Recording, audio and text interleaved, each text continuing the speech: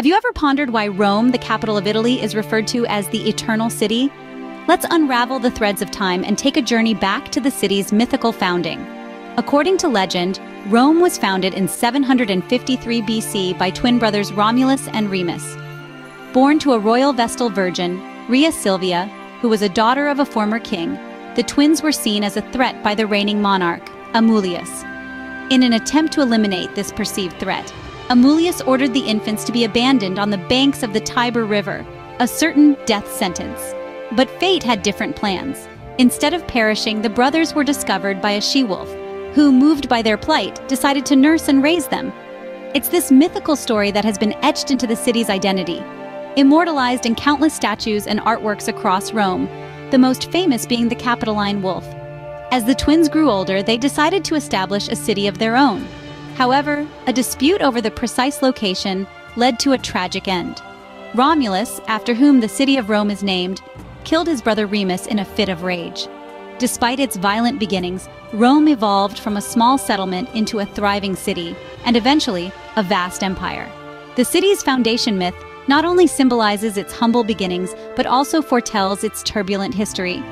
The tale of Romulus and Remus, while shrouded in mystery and legend, has been instrumental in shaping Rome's identity. It symbolizes the city's resilience, its ability to rise from adversity, and its eternal spirit.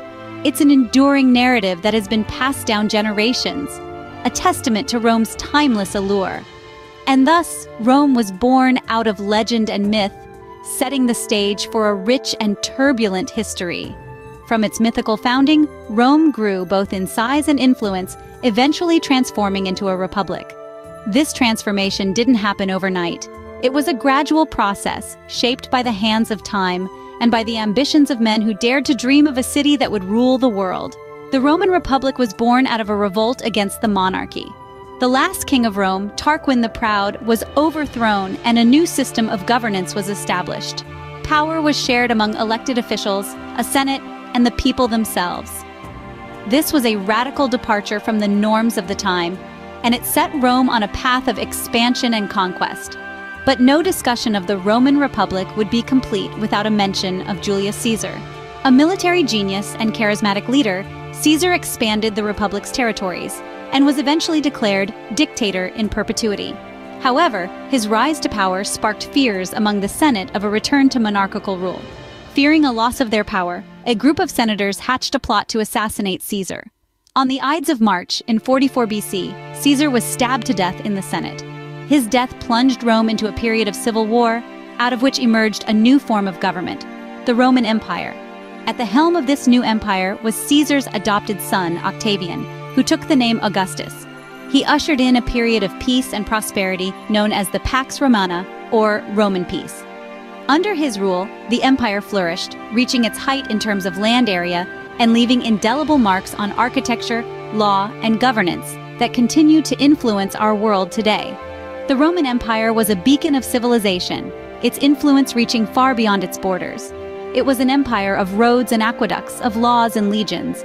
It was a place where the arts flourished, where ideas took flight, and where the concept of citizenship took root. The Roman Empire at its peak was one of the most powerful and extensive in history, leaving a lasting legacy on the world. This legacy lives on, a testament to the enduring power of Rome, the Eternal City. Every empire, no matter how grand, must face its decline, and so was the fate of Rome. The fall of the Western Roman Empire wasn't an overnight event. It was a gradual process. A series of unfortunate events, both internal and external, conspired to bring this mighty empire to its knees. Let's start by talking about the barbarian invasions. The Huns, Visigoths, Vandals, and many other tribes pushed against the borders of the Roman Empire, seeking to escape the onslaught of the ferocious Huns from the east. Rome, once the invincible conqueror, was now the coveted prize.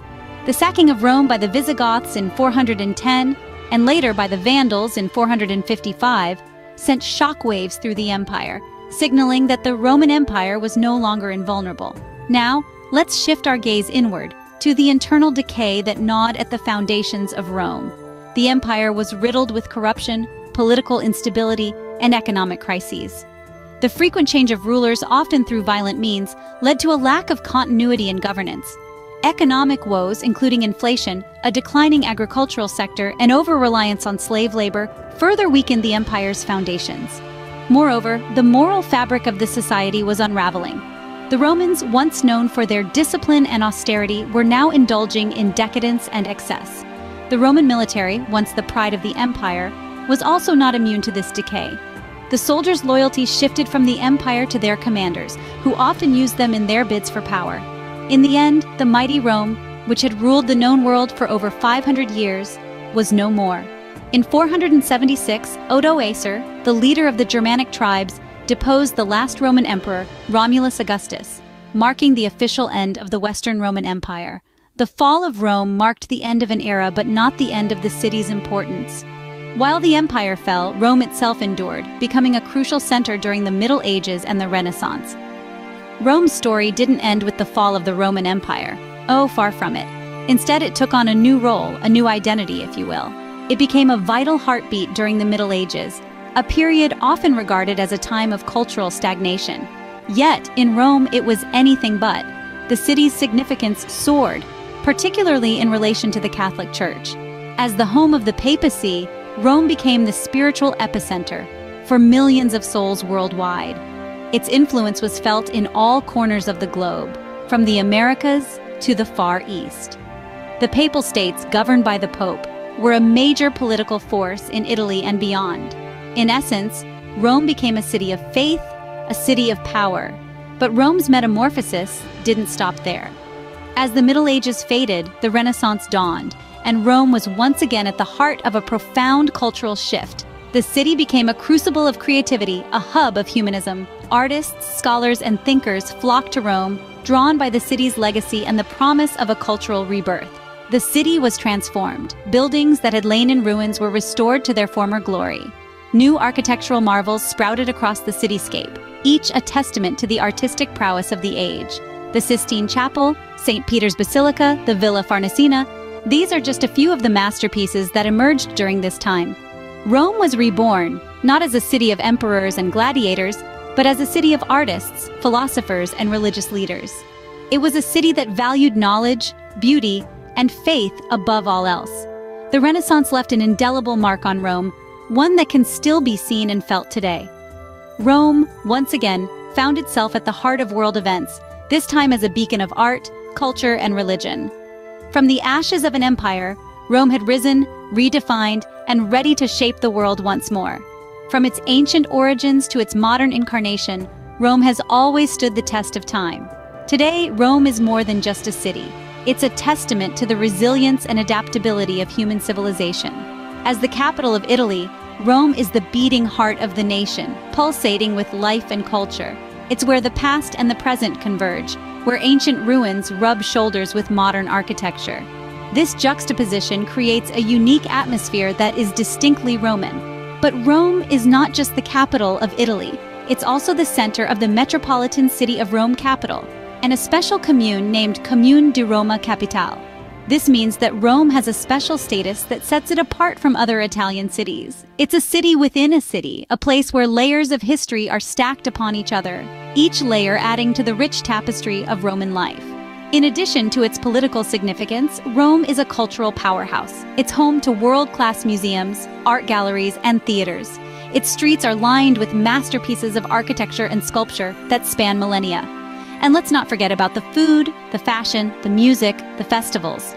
Rome is a city that knows how to live, and it invites you to live along with it.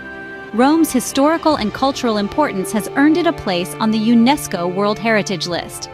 This designation recognizes the city's unique contribution to human history and its outstanding universal value. Here, every stone tells a story, every corner hides a secret, and every moment is a brush with eternity. And that's why Rome, a city of timeless beauty and enduring legacy, is truly deserving of its nickname, the Eternal City.